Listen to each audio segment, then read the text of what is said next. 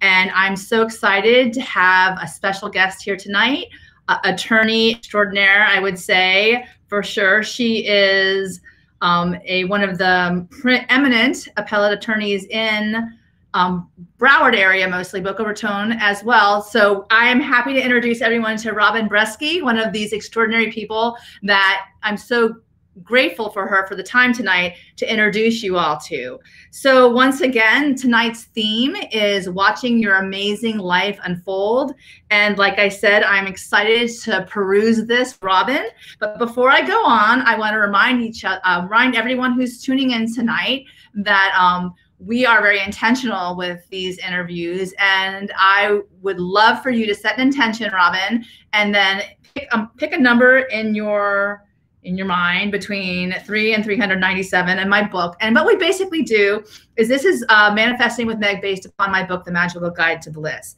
And with The Magical Guide to Bliss, we actually peruse how it is that we can live the best lives that we could possibly live. And certainly with regard to the end of April, we all made it through quarantining for an entire month, and now we're moving into another month in May. And I really want to get intentional and really explore some of those things, take that pause, step back, and explore those things that are even going to make our lives even more exciting.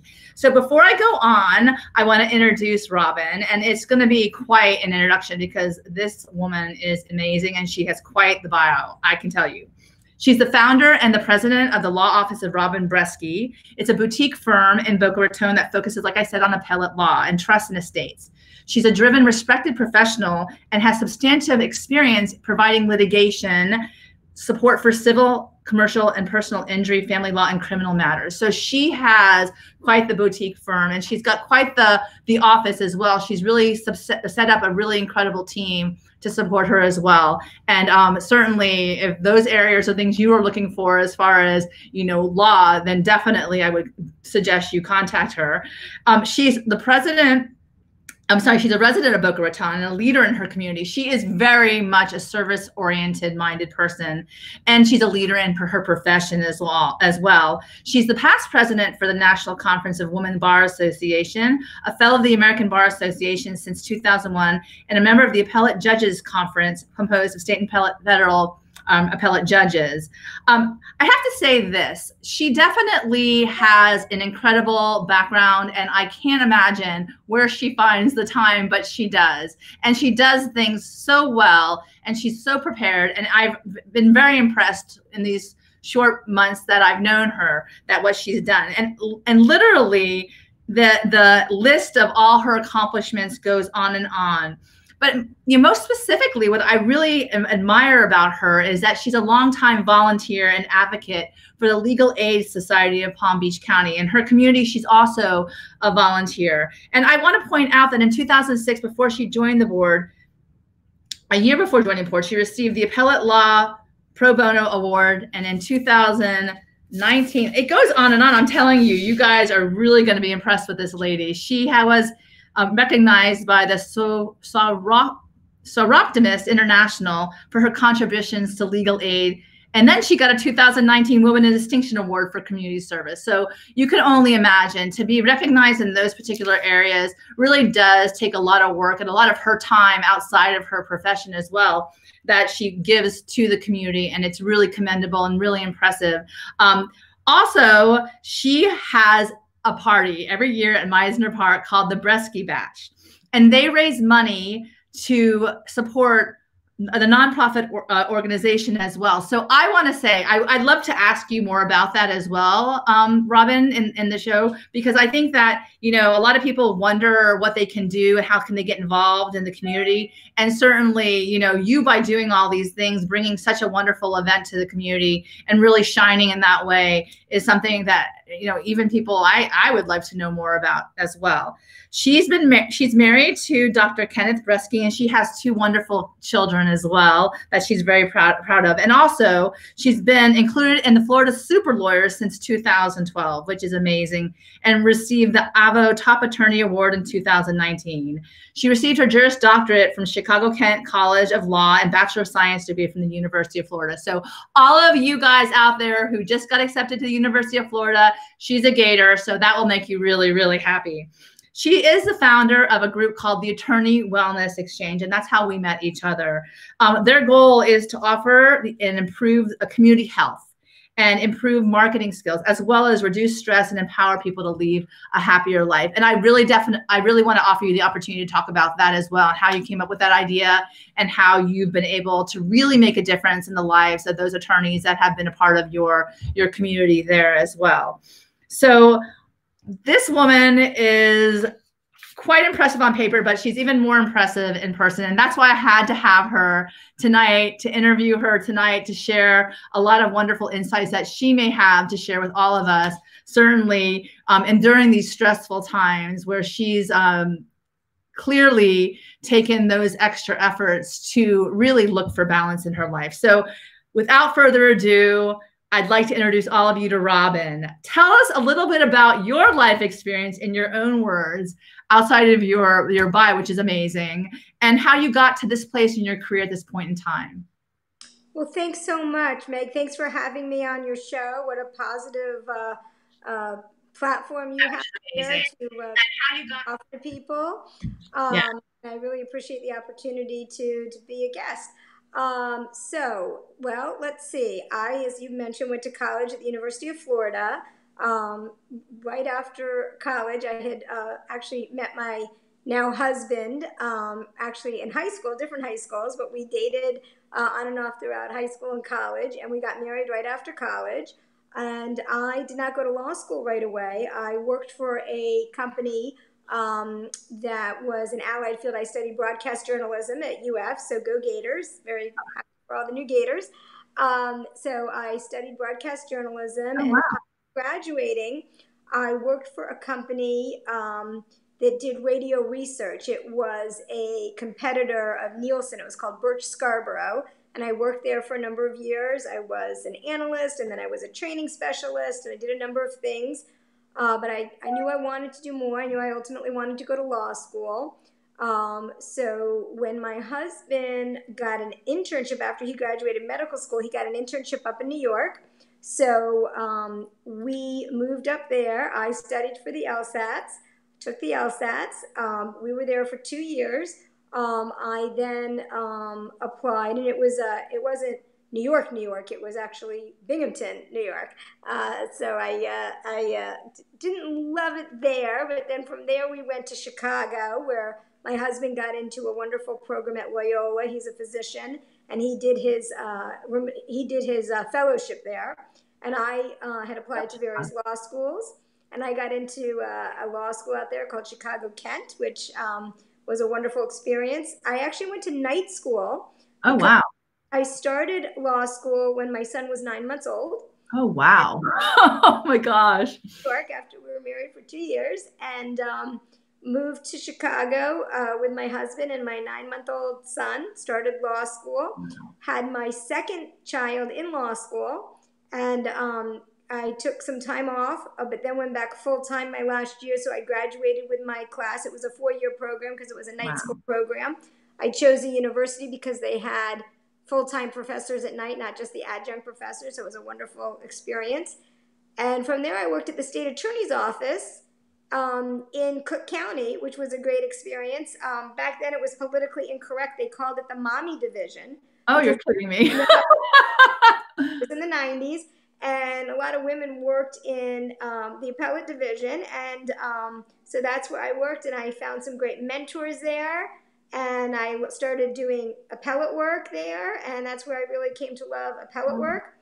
Came back to Florida a number of years later after I graduated, and I got a job with the state attorney's office in Broward County, worked there for a while, and then decided to open my own firm in 2000. My kids were little, and the firm sort of grew as the kids grew, and it just sort of blossomed from there. I worked out of my home to begin with, and we just celebrated our 20th anniversary of the firm. Yeah. That's awesome. You know, the things that stood out for me, what you said is that, first of all, that you started law school when you had a 9-month-old is just incredibly courageous and driven, clearly, because I remember being in law school, and I don't remember, like, I think my dog was as much as I could handle at the point in time. So that is very amazing. to start off with. But I want to step back and ask you. You went from broadcast journalism to law school. Did you always desire to go to law school? You always wanted to? I didn't at first when I started college, but I took a course at University of Florida, and it was a legal course, basically in journalism. And we studied legal cases, and it was about cameras in the courtroom. And it was a wonderful class, higher level class that I had taken, and just got really interested in it at the time. And so I thought this was something. And I had a grandfather that had passed away, and I was, he was an attorney, and so I just thought it was something that I really wanted to do. My parents are both teachers, and they wanted me to be a teacher at one point. Sure. That thought about that and then decided, no, I don't think that's for me. So. Oh, wow. Well, I think that I love Chicago. By the way, it's a bit cold, but I do love the Chicago. So but you're a big city, New York, Chicago, and then you came to Miami. So right. Always... Well, it wasn't New York. It was Binghamton, New York. Okay. It's an amazing. I love Chicago. It was an amazing city. We were there for 5 years and loved it. And and then moved home actually because I grew up down here. I grew up in Coral Springs. Did you always want to come back then? You always wanted to come back to Florida? We were really torn whether we were going to stay in Chicago or come back to Florida. We loved Chicago, but the cold weather and the fact that all of our family and all the grandparents were down here in Florida brought us home, and we were glad that we moved back. I don't think I could take the cold anymore. For Florida blood, I think after a while you're just like, oh yeah, no, I need to go back to the sun. Right. So you decided to go to law school, and then I love the story about how you got involved in appellate law, and I love the mentoring.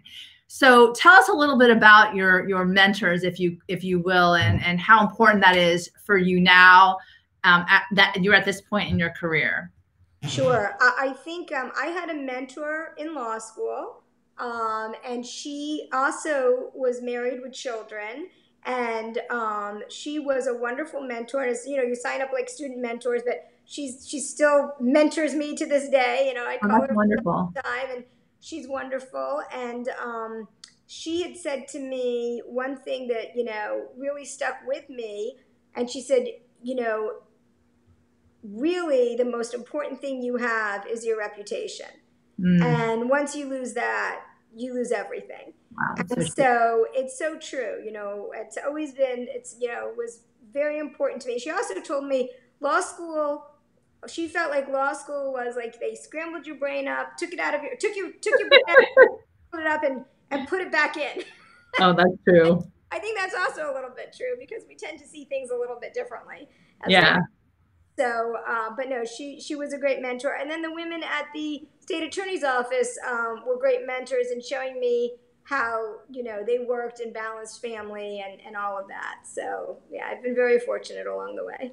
I love what I have to say that to all those lawyers out there listening and non-lawyers, it's true. When you go there, it's like you get reprogrammed and then you come back out and you're like, you see the world so differently, and you don't realize you see the world so differently until you're with people who aren't lawyers. And since you're married to a doctor, the two of you probably you're like, whoa. At least with my husband, we're both lawyers, so it's kind of clash of the litigators. But I think to the audience and out there, it's a different experience when you're in that.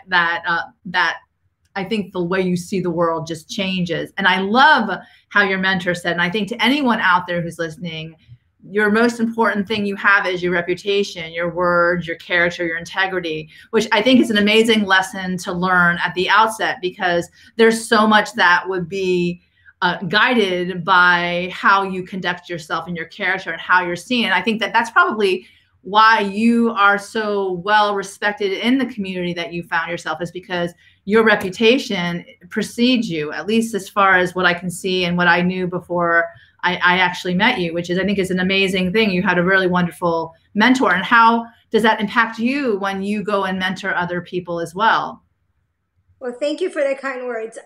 So to the extent that I can, and I do talk to, mostly women, that are in the profession. I think you mentioned I'm past president of State Fall and my local fall chapter, Florida Association for Women Lawyers and National Conference of Women's Bar. So gender equality has always been a passion of mine, gender equality in the legal profession.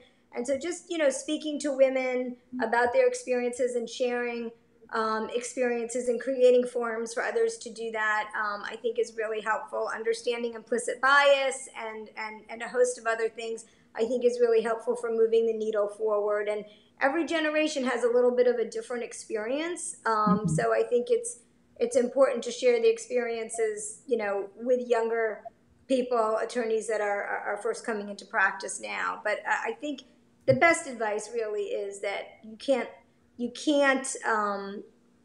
your reputation is the most important thing. And, the judges will tell you too. We've had lots of conferences with judges, and, you do something with a judicial assistant and say the wrong thing, or you're not candid with the court. The judges are people too, and they talk. And so they talk. Yeah. Sure you are, for the reason, because it's the right thing to do and because you want to serve your clients, but you need to make sure that you always do your best. And listen, we're not perfect. I've made mistakes. We're human, and we all make mistakes, but you have to do the best that you can do. I love that you point that out, and I really want to reiterate that as well. But I think that it's amazing, and I think it kind of goes along the lines of what we're talking. The quote for today, which is a Virginia Woolf quote, which was somebody, a 20th century British modernist author, who was a lean-in kind of person too. She was not one to sit back and wait for her opportunity. Like, she used what she had and she moved forward to court. That's what we all know. Who's afraid of Virginia Woolf? Literally, right? So we have the quote tonight is arrange whatever pieces come your way, which I love that, because it's kind of like you in your life get a foundation, whatever it looks like, and then you can build upon that. And as I hear you, as I listen to you, the whole idea behind the lean in concept, and you're certainly someone who has definitely leaned into your career and your opportunities and your life. How does this speak to you in conjunction with your intentions for what you see for your life and your career? So how does the quote speak to me? How does the quote speak to you? Or even how does, the whole part where you've not stayed and waited for your opportunities. You basically are one to take, you see the opportunity where others might not. So I think, a lot has to do with, and I don't know that I necessarily planned where all the pieces were going to be. I know some people set out on a plan. They want to be a judge, and so there's a certain plan that they follow, or they want to be in public office, or they want to have a certain job. I wish I could say it was so calculated and perfectly strategized, but I think sometimes,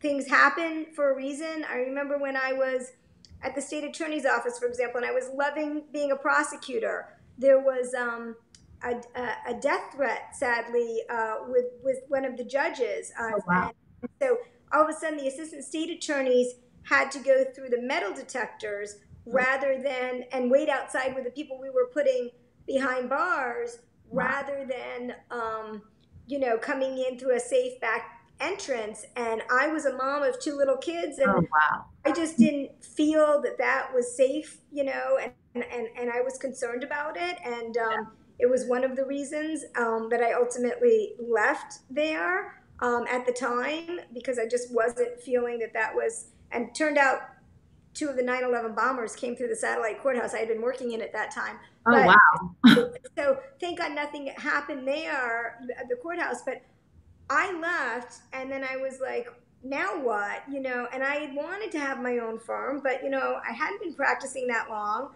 but I decided to take the jump and do it. And I had 2 small children. Wow. One of the things was I was working really, late, leaving early, coming home late. My daughter ran after the nanny one day because she was leaving and mommy was coming home. And I was heartbroken. And yeah. So that was another thing. I wanted to spend more time with, my kids when they were little. And so things just sort of converged, in let me see what works at this moment and how I can make it work. I think once the firm did start, moving, I calculated more when I wanted to hire an associate, how I could do these things. I took advantage. I'm in a business coaching group now for lawyers, which is very helpful. And so just really concentrating on what you want your life to look like, and then figuring out, you know, along the way, what you have to work with, you know. Wow. I think is the way I did it. You know, I don't know that there was a grand scheme. I'm not sure that answers your question. No, it does. It absolutely does. So basically, it just seems like, you know, you made a decision based upon, you know, the elements in front of you. You know, you don't feel safe anymore. You're ready to move out, and then whatever happens next, you were ready to take the leap. But it doesn't sound to me that you seem to me, and it's very common with a lot of attorneys, but it does seem to me that you're more daring than most. And I would say that in in this sense, because you've gotten into the business coaching groups to actually research how it is that you can do without going alone, running blind. You actually get the information that you feel that you need to support what it is that you're doing. And I really do think that goes a long way to your success in your firm and in your office. I think that the mere fact that you get yourself into the room with people who are also like-minded, certainly it sounds to me, if that's the case, you know, is that how you've seen yourself? Basically, I need the information, I go find it, and I find these groups, and they're. Yeah, I think that it's really important to know your strengths and your weaknesses, and figure out how to get the assistance you're with your weaknesses, and work from your strengths, and surround yourself with people around you that can help you with the parts that are not as strong. Yeah. I also think the ABA did this whole study several years ago about women and grit. And you know the whole EQ IQ thing. Yeah. I mean, perseverance, and being able to work hard, and dedication. The grit piece of it really defines. And there was a book. I had like a little chapter in it, you know. But there was a book where they had a number of women entrepreneurs, women attorneys that had owned their own firms or successful careers, and they had written chapters about how they got to where they got, and the real theme was, you know, perseverance, you know, and grit was really and grit. Yeah. Wow. Would that be a word that would define you, is that you have both perseverance and grit in how you conduct yourself in business with your ideas, as far as, you know, the Bresky-Bash or the Attorney Wellness Exchange? I think so. Maybe more on the business side, as far as the grit goes, but I do think it's important to give back. But the way the Bresky-Bash came about did come out of the business coaching, and Oh, it did. Yeah, one of the thing was, you know, what can you do for the community?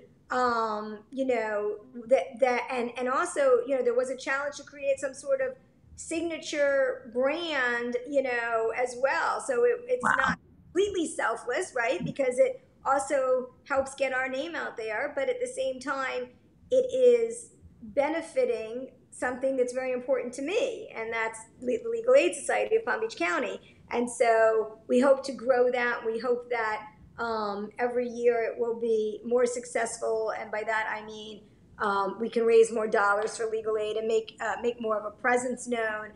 You mentioned at Broward County. Boca is actually southern part of Palm Beach, so I'm active in the Palm Beach County, and Legal Aid Society is the Legal Aid Society of Palm Beach County. Okay. The wonderful Legal Aid Society in Broward as well. But so the Palm Beach County, even though we're on the southern end, you know, it's a great legal community, and the whole Tri-County area is a wonderful legal community. So I have a picture that I'm going to show in the stream of you and your Bresky-Bash. It's a huge event that happens in Mizner Park. What time of the year does it come? Does it usually come? Last year we did it. This past year we did it in January, and the year before we did it in February. Now with everything going on, we're trying. Unfortunately, we had a wonderful time, and it was great, but unfortunately it rained that evening when we had the outdoor event, and now we're looking at dates and times to maybe bring it indoor, to definitely bring it indoors and figure out, you know, what we're going to do next with it. We had a wonderful band, and it was a great time. But we were dancing in the rain. Dancing in the rain. Well, you know what they say. You know, try to figure out how to dance in the rain. You're generally happy when that happens, right? So that's awesome, and I love the idea. So this is how many years have you done this now? For 2 years now? For 2 years, right? This was our second annual bash, and the gentleman that was on the screen next to me, that was Bob Burdish, who's the executive director of the Legal Aid Society of Palm Beach County. Oh, that's awesome. That's wonderful. And I wish I had the other picture. I knew that it was packed. You had so many people, so many beautiful people there supporting your cause, and everyone looks so happy. So there are elements of play in the business as well. Certainly to come out and support, you know, work and play. You have to balance, which is something that, you know, we were talking about at the outset of the interview, is that seems to be very important to you, is the work-life balance. And with all of the things that you do, certainly keeping that in mind as you move forward with your business and your family and all these things that are important to you. Can you speak to that as well? Yes. I think, you know, we were chatting about this beforehand. I think it's, especially as you age, as I age, I find that it's really important to try to find balance. And I have a hard time with it. I have a hard time saying no to serving on boards and being involved in a lot of different things, but I'm working on that. And actually my challenge from my business coaching group, that at my 90-day goal was to sort of cut down on events and really focus on the things that, you know, were most important, and so to try to narrow my focus. So, you know, I'm very competitive, and I think I've won that challenge because there's been no events. Yeah, that's awesome. But it's been a time, with all seriousness, you know, it's obviously been a very difficult time and a very sad time for so many people that have lost loved ones. But, you know, to try to find a silver lining, I think, is really given me time to pause and reflect on what's important, and work on, you know, things of that nature. And you mentioned the Attorney Wellness Exchange. That goes with the balance that I'm striving for. That also came out of my business coaching course, which is Atticus, by the way. And what came out of that was, is there some sort of ancillary thing that you can do that is something that you like and that you're good at, and it could be some sort of separate venture from your law firm. And so what do I know? I know bar activities and bar service and working with lawyers. And so I decided to create this Attorney Wellness Exchange, where it's a networking group for lawyers. And we have a chapter in West Palm, we have a chapter in Broward, and we have a chapter in Boca Raton. And so it's a networking group for lawyers where we get together and have people come to speak to us about various topics of health and wellness. And as you know, you're a wonderful speaker. You just spoke to our groups, and we appreciate it very much, although we had to do it virtually. We had been doing it live, but it worked out very well. But this is so we can get together and network, and rather than sit and listen to another substantive lecture, which, you know, I've been practicing for a long time. I've heard a lot of lectures. This is something we can get to know each other a little bit more on a little bit more intimate level, in the sense of learning about each other and talk about some things to help us reduce stress, help us add balance, give us some skills, and impart some wisdom and some novel new ideas to an otherwise fairly conventional group of us and a group of attorneys. So this actually came up through the challenge you got with your business coaching group? It did. In a way, the challenge was to create some sort of ancillary, you know, business or venture or something else outside of your practice. Right. Because the idea of this group, too, is to have the office really being able to run well, even when you're not there, you know, so to not just be so, and when you take some time to pause and move away from that and reflect on some other things, it helps you work on your business rather than work in your business. And this was part of that. Oh, that's awesome. So this has been going on for how many years now? The Attorney Wellness Exchange, this is also our second year of the Attorney Wellness Exchange. Yeah. Second year as well. And what is the greatest lessons as well as you know, insight that you've gotten from this experience with the other attorneys in this networking group that you've established? Well, I think it's been great to see so many people's eyes open to different ways of thinking and, different types of things. We've had so many different speakers on different topics that it's just been wonderful to see everybody come together. And I apologize, I have a barking dog in the background. It's just been wonderful to see everybody come together and embrace the new ways of thinking. We had like a fruitarian come and speak, and not that everybody's going to go out and just, be on a fruit diet, but, A fruitarian? You said a fruitarian. Fruitarian really? Spoke about the idea of just eating fruit. Now, you they want from it, and I didn't expect anybody was going to all of a sudden just change and be a fruitarian, but a lot of people said, oh, I've incorporated a lot more fruit into my diet. It's been really helpful. So those kinds of things. Oh, that's awesome. Good. So basically, you're bringing out new ideas that, it's like take what you like and leave the rest as far as the insights they offer. And Right. and what has been the response to you from the people who gather with you as far as, literally someone changed or added more fruit to their diet? That is a good thing. It's a good thing to add the healthier things, but generally, has it been a positive response for you?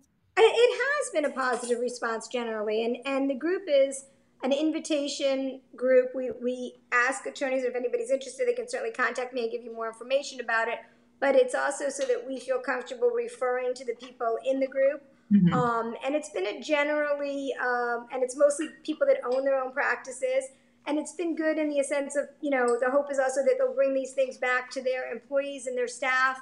And these different coping mechanisms. So I think in general, it's been good, and it's been a great forum to discuss things. I've learned, gratitude practice. I started meditating. I've learned a lot of things, personally from it. So it's been great. So it's fair to say that the business coaching process for you has really given you some amazing, you brought out some amazing ideas between the Attorney Wellness Exchange and the Bresky-Watch and all these wonderful community events. And when you say that 90 days to step back, I'm going to show everybody that you certainly have quite the experience in the community. You have people are seeing you. You've been out there. You're very well recognized. You get the awards, but at the same time, this is the opportunity you have to start taking care of yourself and less things doing and more things like with meditation or health or putting that work-life balance. That's amazing. I think that go ahead. At least mixing that in there. Yeah.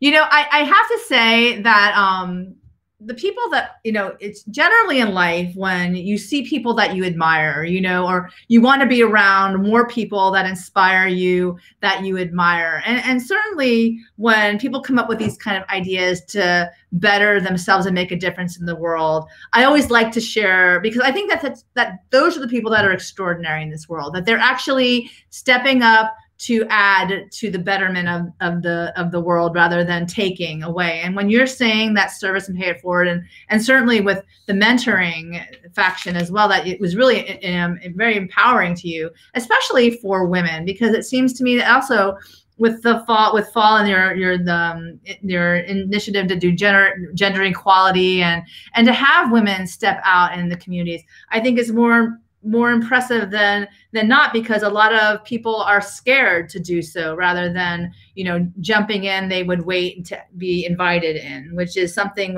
with coaching. Literally, you're not doing that. You're literally stepping in and adding to, rather than waiting for someone to say join us, right? Don't need to be asked to the party. Nobody needs to ask, because you literally can bring the party, is pretty much what you have done.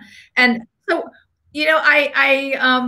I like to say that one of the coolest things is that I get to introduce extraordinary people over the years that I've met, and that really there's something about you that I want to learn more about. And I think that's the good thing about so many different people sharing their dreams and their insights and their desire to even what the next thing is, what the next best thing is. And certainly you are an inspiration as a successful woman, mother, example for others, and with the mentoring as well. So How now at this point in time that we're all like at the, in quarantine literally, and how can you inspire others to live the most amazing life that they can possibly live? Well, right now, I think we're in a very challenging time.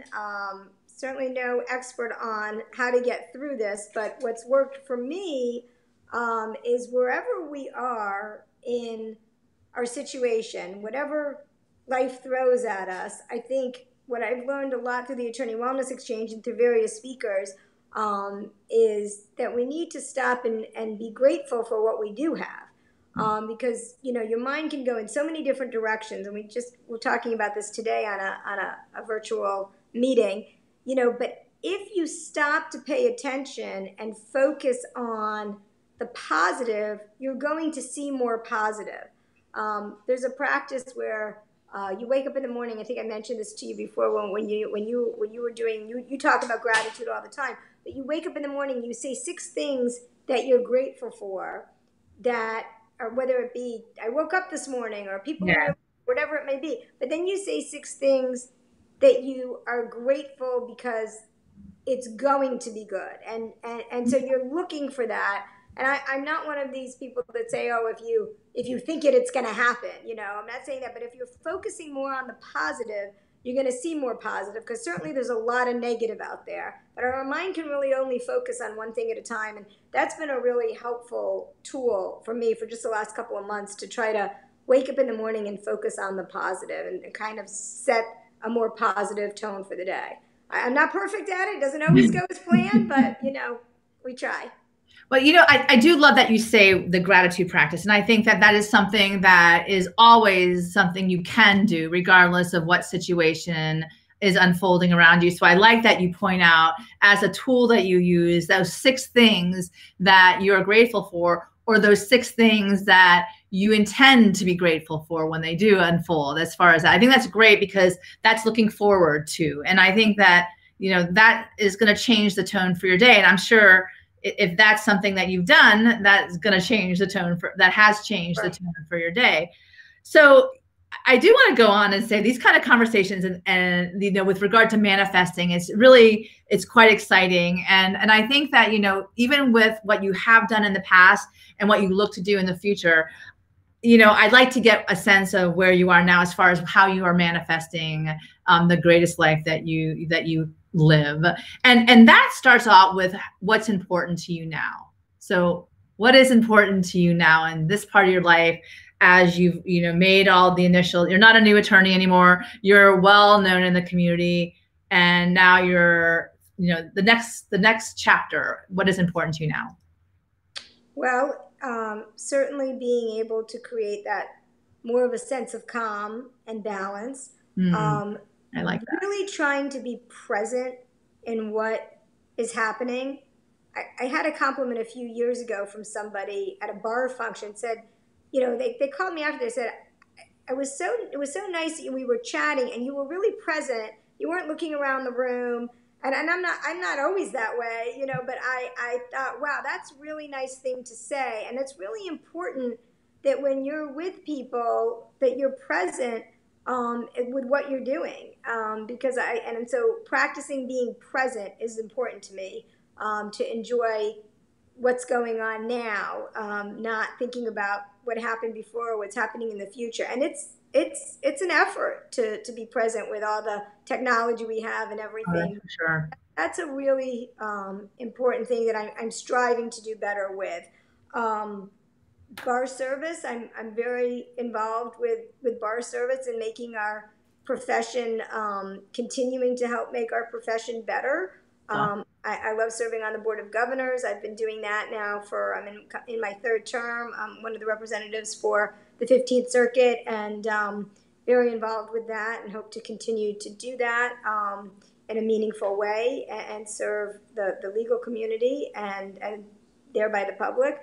The Board of Governors does a lot. We're the discipline arm, also of that deals with attorney discipline and makes recommendations to the Florida Supreme Court. But I think our profession is a really noble profession, and being able to help keep that reputation for the profession, I think is really important, and that's important to me as well. And I really love practicing law. I enjoy it. I know there's a lot of people that don't enjoy it or that are burned out by it. Yeah. It's always amazing to me because I really enjoy what I do. You know, being an appellate attorney, you know, we get to look at different things all the time, and it keeps it fresh and interesting. We get to be involved in all different areas of the law and deal with attorneys and great clients, sometimes difficult clients, but I enjoy what I do, and I think just enjoying what you do is important. If you're not enjoying what you do, what you're doing, find something else. Well, I think that's awesome advice, clearly. And I do love how you say that you are working toward being present. Really, really does change the conversation when someone feels that you're actually there listening to them and not looking around because, you know, like you said, we're so easily distracted nowadays. Right. I think that's an amazing quality to bring to, and that's probably why people enjoy being with you too, because when you are, even though you're saying I'm not perfect, but the fact is that you really pay attention to who's in front of you. So going back to the questions, like how do you start getting into alignment with this being present? And I love that you refer to the profession of law as a noble profession. I mean, that's amazing because that truly is the holding, standing up for the rule of law, which is one of the most incredible things about our democracy. And I think that, you know, the fact that you said that made me feel good about being a lawyer too, because the idea that it is noble and, you know, it doesn't have that tainted reputation is amazing. So how do you get in alignment with those things that are important to you?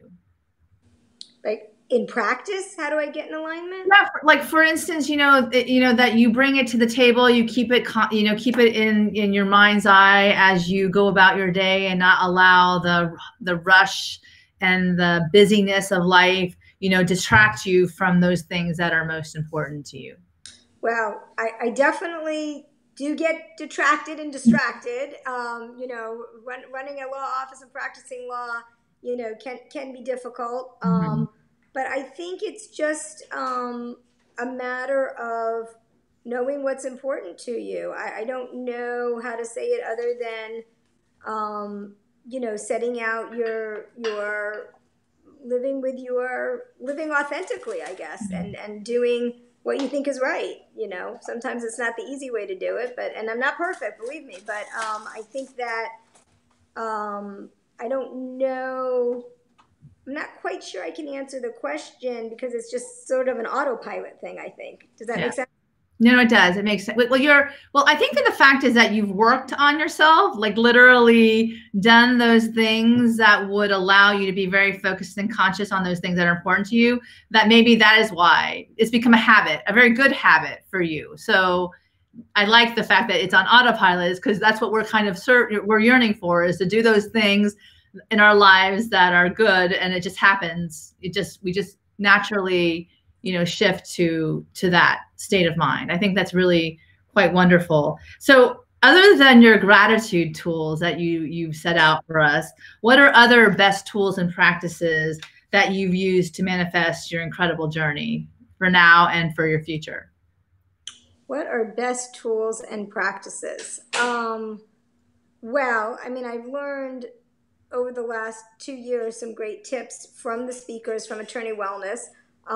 You really can't be helpful to anybody unless you are healthy and doing well yourself. So I personally try to exercise a lot. I try to get enough sleep.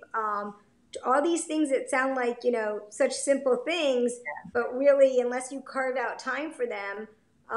Another thing I learned with coaching, trying to really time block so that you can get the things done. I have a planner that I use, and I look at it every day about what I need to get accomplished. And so I think just being deliberate in setting your goals, that's another thing I try to do, is set the goals, the goals for the week, the goals for the day, and paying attention and not beating myself up too much if I don't get them all done. But I think setting your goals and keeping track of them and just being deliberate and intentional.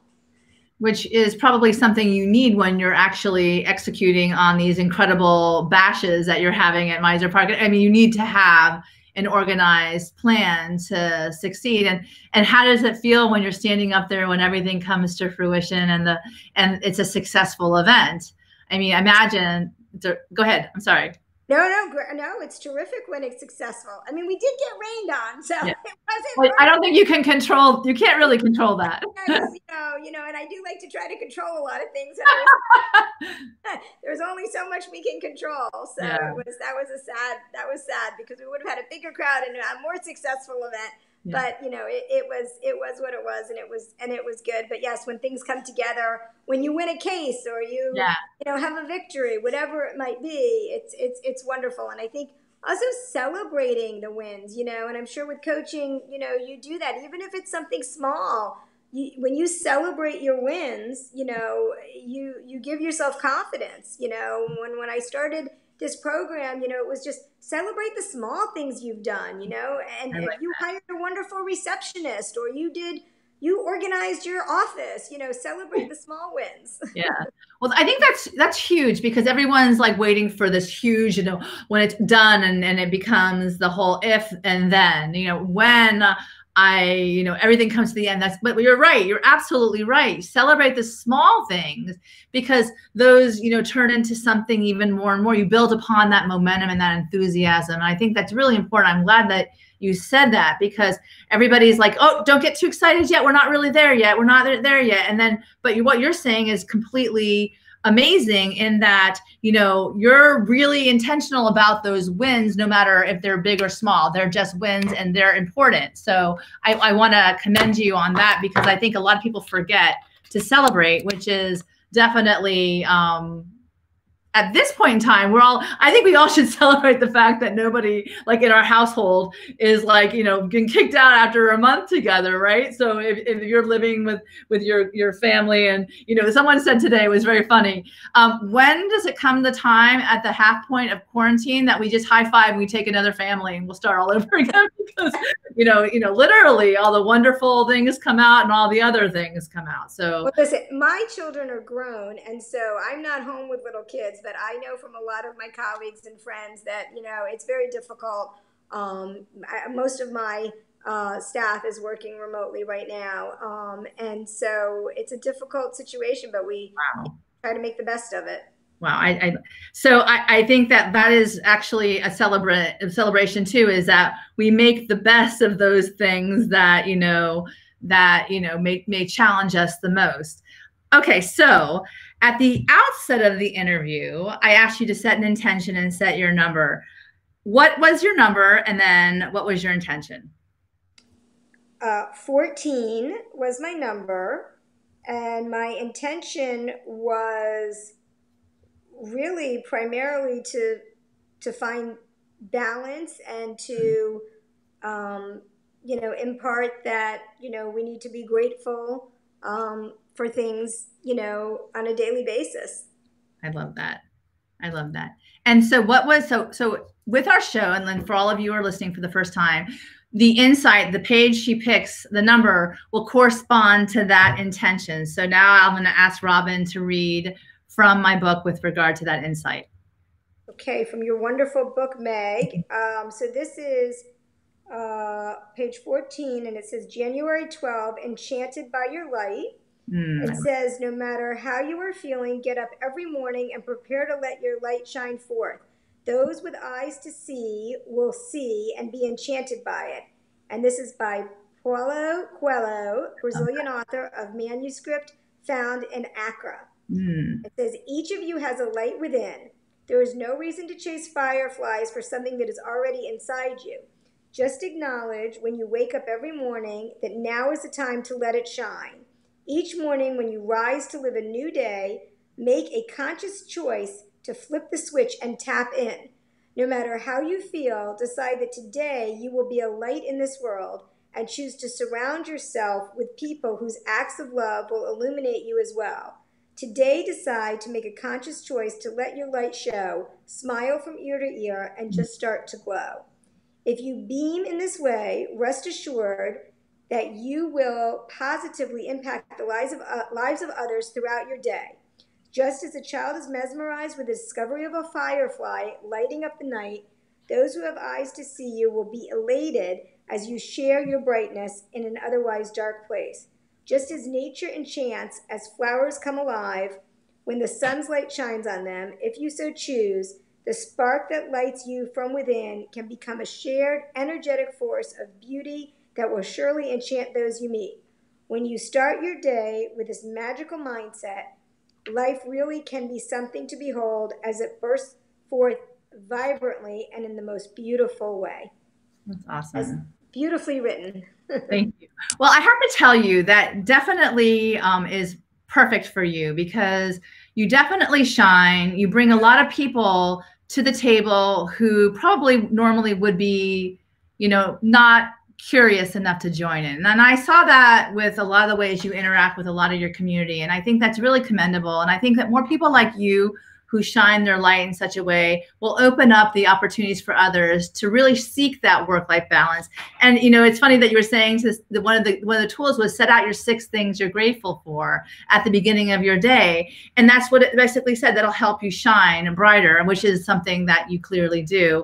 And you know, as a lawyer, you know, a lot of lawyers are burnt out, and I know that a part of the attorney wellness exchange mentality is that, you know, to help others realize that stress doesn't have to happen all the time. You can actually find ways, which I think is really commendable. And one of the things I also want to say is that there was a lot of women, but there were a lot of men that you bring to the table as well. So yes, you definitely let them in too.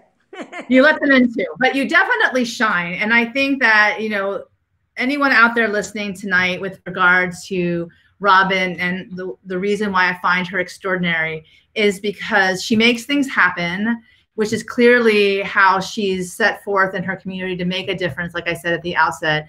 And she really does shine. And if you are interested, I'm going to go ahead and put her email address. So if you want to contact her, certainly if you have appellate needs, I'm sure that, you know, she loves what she does, which is definitely the kind of lawyer that you want. And she's really good at it and very well respected in the community as well. So you'll have that outset, but as well, the extraordinary nature of what she's done as put together with this coaching business. Through coaching with the Attorney Wellness Exchange, as well as the Bresky-Watch. And gosh, who knows what else you're going to do. I mean, you're so young and you have your whole life in front of you, well, and certainly the energy. Go ahead. I will say we also do, just so everybody does know, I don't personally do it myself, but almost 2 years ago, we started doing estate planning and trust administration, probate administration rather. So we do estates and trust and probate administration. And so we have a wonderful attorney in the office that does that. So if people are interested in that, we're happy to help. One thing that we started doing with COVID is, you know, if people want that, a lot of things can be done over the phone. And then we've been doing like drive up, you know, signings. And so I think just getting back to being innovative and creative with your circumstances is, you know, what you need to do with whatever you're doing. Yeah, I saw that on your page. I thought that was very, very ingenuity, right? When you have to do what you have to do, you certainly find ways to do it. And I think that that's really what COVID is doing for a lot of us, is challenging us to think of different ways to actually do what we were doing before, but maybe with more, you know, clever. We're being more clever because we're forced to be. So I want to thank you, Robin. This has been delightful, and you certainly give attorneys a good name. I would say so. For, you know, you give the reputation a push forward to the positive column, which I really wanted to point out as well, that you really do bring a positive mindset, which everybody needs nowadays, certainly, especially if you need to work with someone as a lawyer. You know, that's always a good thing to have. So I really want to thank you for this incredible opportunity to talk to you, to learn a little bit more about your background, where you've come from, all of what you've gone through, the mentoring, everything. And you know, it's really inspiring to talk to you myself. So thank you so much for this time tonight. Before we go, I always give the final inspirational word to you. So whatever it is that you want to share in your heart to inspire those who are listening tonight. There are some lawyers, there's some all over the gamut. So go ahead, go for it. There's your final inspirational word. Well, you said so many nice things about me and things that I do, but really I wouldn't be able to do the things that I want to do without surrounding myself with a great team, both personally and professionally. And so I think it's really important to surround yourself with supportive people, whether it be a great network of friends or a few friends or one friend. And people, if you have the ability to choose who you work with, that's really important, and who your relationships are with. I think that, surrounding yourself with people that are supportive of you is key for everybody. I think that's amazing. I think that, you are who you attract, like literally. So I think that the point of the matter, first of all, that you are successful because of who you've surrounded yourself with is a wonderful point to set out. And also to be very conscious about who it is that you have around you. I think that's wonderful. Thank you so much for that.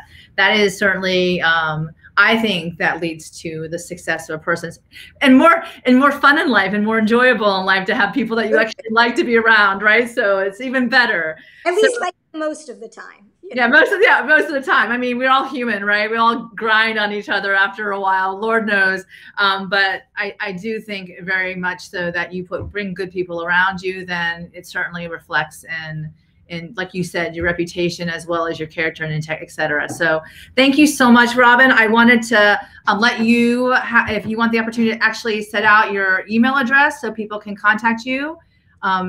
Sure. It's very easy. It's Bresky, R for Robin, Bresky @breskylegal.com. Thank you. So be happy to talk to anybody about anything, whether it be, any young women attorneys out there that want to chat. If you are interested in the Attorney Wellness Exchange, or just want to talk about anything, if I can be of any help, please don't hesitate to email me. Thank you. And maybe we'll all see you next year at the Bresky Bash when all of this is said and done. We'll send you details. Yeah, that sounds awesome. And I will certainly pass it on, because it definitely looks like a great time. So I want to thank you again, Robin, for your time tonight. It's been wonderful to end Transforming Dreams into Reality this month of April, moving into the month of creativity in May. I want you all to remember to be deliberate creators of your life. Certainly let your soul be guided by those dreams. Let us all come together to raise the positive vibration of this planet so that we can live out our bliss together. So enjoy your magic and your miracles. Shine your beautiful light, like Robin said tonight with the last passage. And until next time, I hope that you all manifest the most beautiful life you can possibly imagine. So there we go. Enjoy the rest of your April. Thank you again, Robin, and have a wonderful night, everybody. You too. Good night. Thanks.